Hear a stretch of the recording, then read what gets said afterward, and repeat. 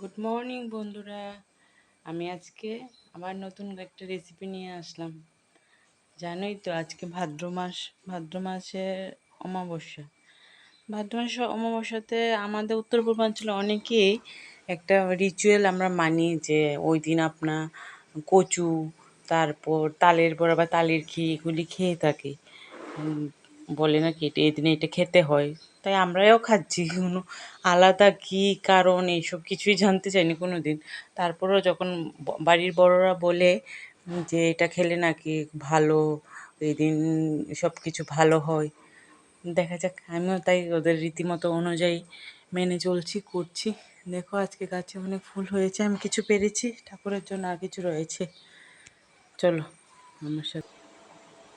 কচু দিয়ে ইলিশ মাছ তৈরি করার জন্য আমি প্রথম কচুটাকে একটু বেটে নিয়েছি। কচুটাকে কুড়িয়ে সিদ্ধ করে বেটে নিয়েছি। আর মাছটা এই যে এখানে, যত কচু তত মাছ হতে হবে, যত মাছ বেশি খেতে হবে তত টেস্ট হবে। তার জন্য রয়েছে অনেক কিছু, যেমন এটা হচ্ছে আদা রসুন কাঁচা লঙ্কা বাটা, এটা হচ্ছে জিরে ধনে, এখানে সব শুকনো ফোড়নের মশলা আর মাছ, সবগুলি কিন্তু আমি শিলনোড়ায় বেটেছি। এখন আমি আস্তে আস্তে মাছগুলি ভেজে নেব, তারপর এক এক করে সবগুলি করছি। চলো তোমরা থাকো আমার সাথে এবং দেখতে থাকো কীভাবে আমি এটা বানাই। তারপর মাছগুলোকে ভেজে নিলাম, এখন এক এক করে ফোড়নটা দিয়ে দেব। সবটা মনে রাখবেন, এটা সবটাই হবে সরষের তেলে রান্না। যত সরষের তেল দেবেন তত রান্নাটা টেস্ট হবে ভালো।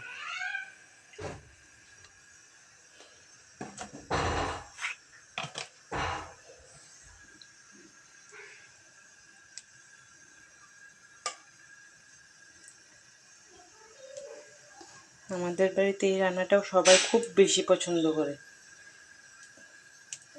এটা রান্নাটা করাটা অনেক মুশকিল, অনেকটা সময় লেগে যায় এটা করতে। আজকে দেখুন প্রচণ্ড পরিমাণ রৌদ্র উঠেছে।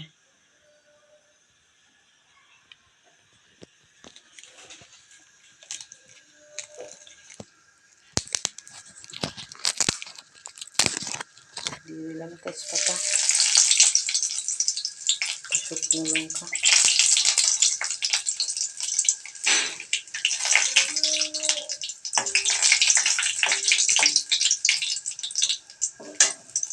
তারপর দিয়ে দেবো পেঁয়াজ কুচি।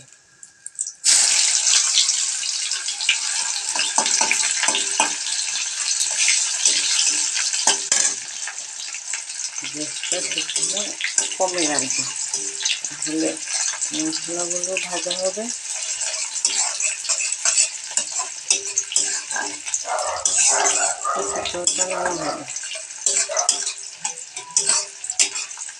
এখন তো অনেক কিছুই সহজ হয়ে গেছে, আগে তো মানুষ সব কিছু শিলনোড়াতে করতো। আমার মা দেখতাম যেই দিন রান্না করতো কি কষ্টই না হতো। হাতের মধ্যে প্লাস্টিক বেঁধে তারপর কচুগুলি, তাও সেই কচু না, বিষ কচু, অনেক কষ্ট হতো মা। এখন দিয়ে দেবো আদা রসুন বাটা।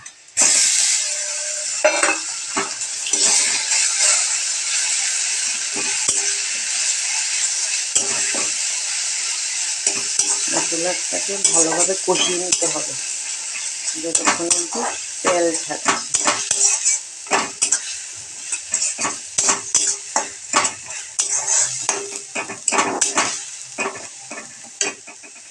এবার দিয়ে দেবো স্বাদ মতো নুন, তারপর দিয়ে দেবো হলুদ।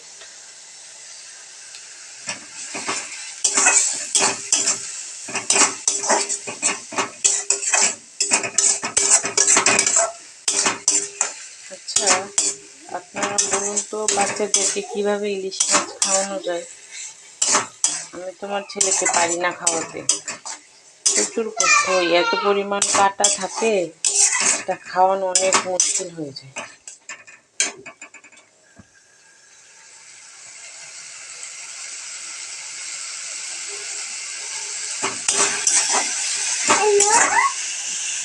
এই যে পেছন থেকে আমার ছেলে হেলো বলছে।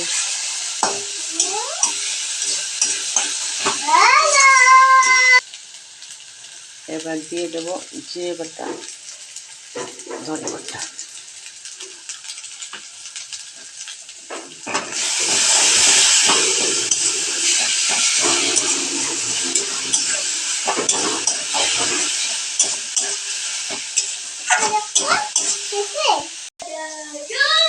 এখন দিয়ে দেবো মেইন ইনগ্রিডিয়েন্টস, কচু বাটাটা।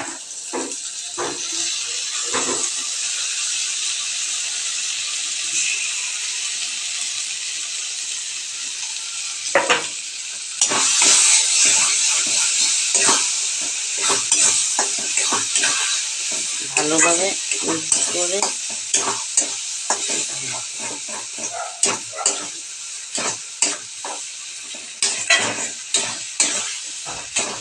আমি কিন্তু সবটা রান্না কাঁচা লঙ্কায় করছি, আপনারা চাইলে শুকনো লঙ্কা বাটাও দিতে পারেন।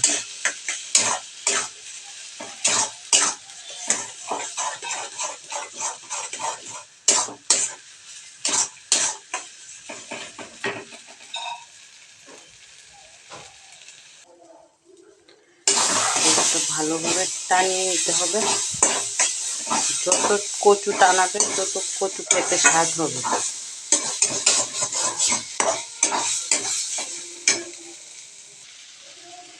এবার দিয়ে দেবো একটু চিনি।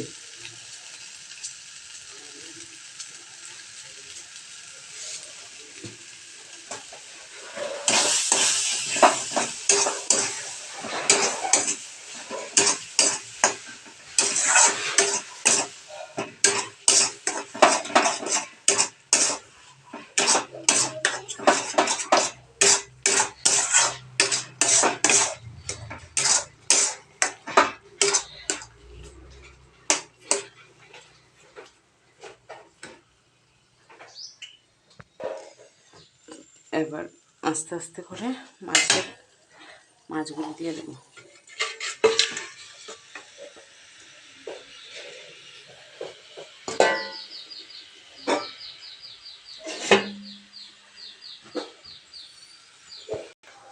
মাছগুলি দিয়ে দিলাম।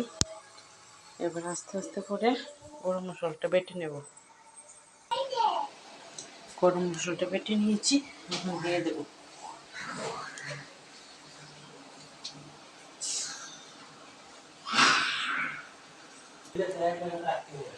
কমপ্লিট কচু দিয়ে ইলিশ মাছের মাথা দিয়ে শাক।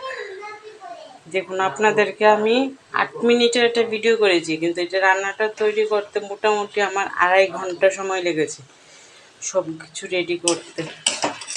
এখন আর বেশিক্ষণ দেখবো না, এখন তাড়াতাড়ি করে ছেলে স্কুলের টাইম হয়ে গেছে, হাজব্যান্ড অফিসে যাবে, সবাই টিফিন রেডি করতে হবে।